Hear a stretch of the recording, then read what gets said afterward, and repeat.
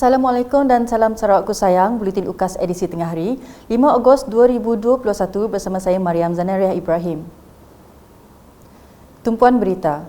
Projek pemeliharaan bangunan Muzium Sarawak yang menempatkan sejarah pembangunannya dan koleksi alam semula jadi telah siap mengikut standard pemeliharaan antarabangsa.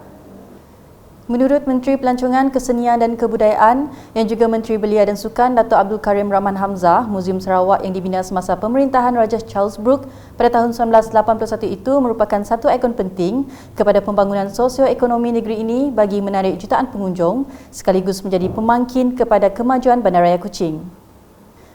Sehubungan dengan itu, beliau mengucapkan syabas kepada Jabatan Muzium Sarawak kerana telah berjaya mengubah suai dan memelihara sebuah bangunan lama yang masih utuh dan tersegar megah dengan terus menghasilkan idea-idea baharu serta menjayakan beberapa aktiviti melibatkan orang ramai untuk kekal relevan dalam dunia digital ini. Katanya dalam ucapan ringkas bersempena sambutan ulang tahun Muzium Sarawak yang ke-130 pada Rabu. Justeru Dato' Abdul Karim menyuruh semua kaki tangan muzium berganding bahu dan bekerja lebih keras demi memastikan muzium dan warisan negeri ini sentiasa terjaga. Berita selanjutnya, projek menaik taraf Jalan Rumah Liam Rantau ke Mayau Manis dan naik taraf Jalan Rumah David Ujan, Nangas Sepaya yang masing-masing sepanjang 1.5 km itu kini telah siap sepenuhnya. Menteri Muda Pembangunan Perindustrian Sarawak Merangkap Adun Batang Air, Datuk Dr. Malcolm Hussein Lamoh telah mengadakan tinjauan melalui udara ke atas kedua-dua projek tersebut.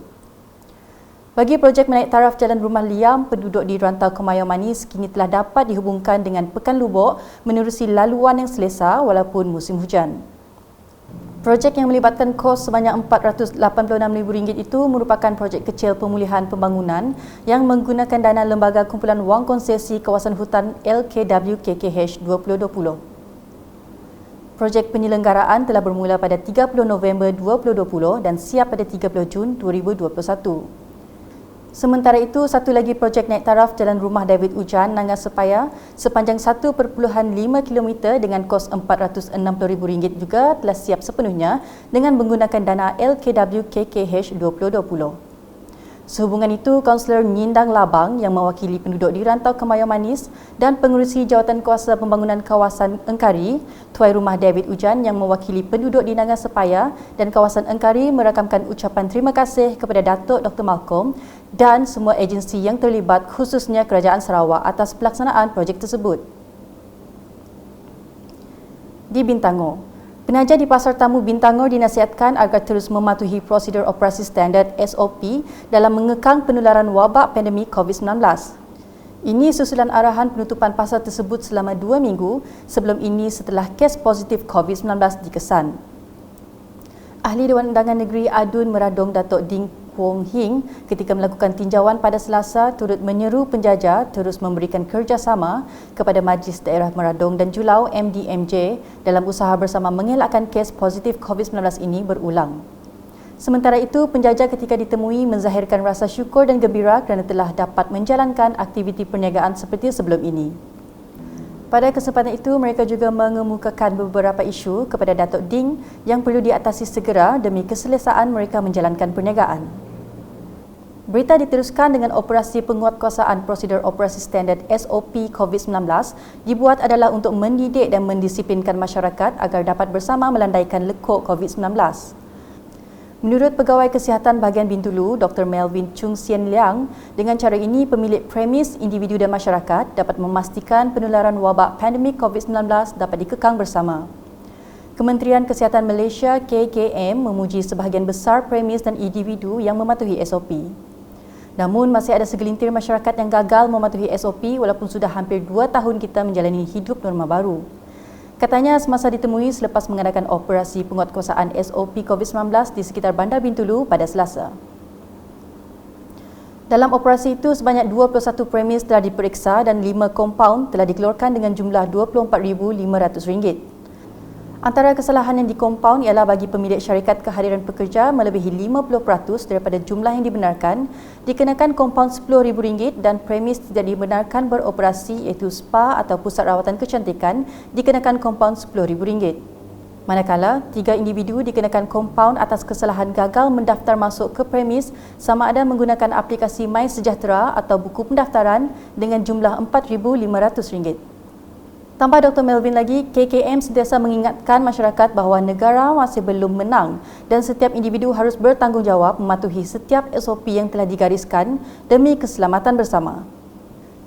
Seterusnya, seramai 145 penduduk rumah panjang di kawasan Katibas Tengah dan Nanga Bangkit berjaya melengkapkan pengambilan 2 dos suntikan vaksin jenis Sinovac dalam program imunisasi COVID-19 kebangsaan PICK bergerak.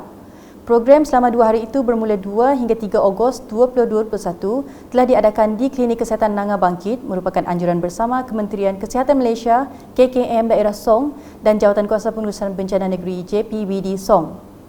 Ketika ditemui, rata-rata penerima menyatakan rasa lega setelah melengkapkan 2 dos suntikan vaksin COVID-19.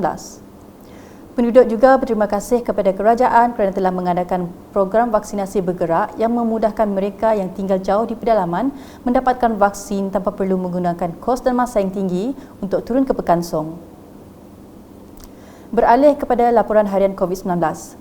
Jawatankuasa Pengurusan Bencana Negeri JPBN Sarawak dalam kenyataan medianya pada Rabu memaklumkan sebanyak 552 kes positif baru telah dikesan di 21 daerah di Sarawak, menjadikan jumlah kumulatifnya kepada 78,763 kes. Daerah-daerah yang dikesan adalah seperti berikut.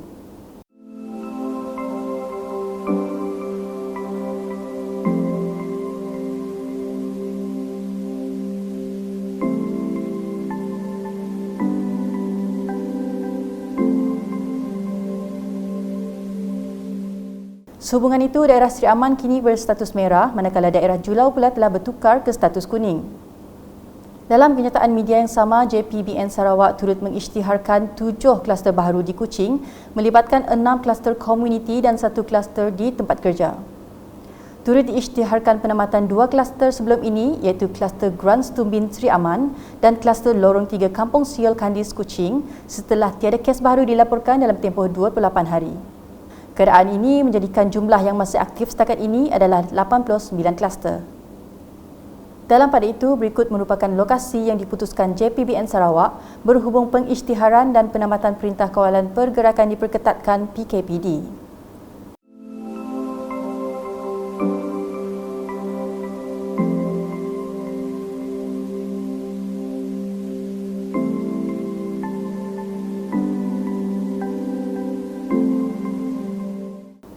Sementara itu, JPBN Sarawak memaklumkan Kerajaan Sarawak telah diberikan pengiktirafan untuk beralih ke Pelan Pemulihan Nasional PPN Fasa 3.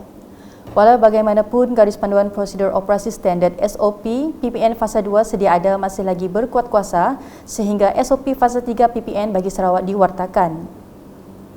Sekian edisi Tengah Hari bersama saya Mariam Zanaria dan kru penerbitan.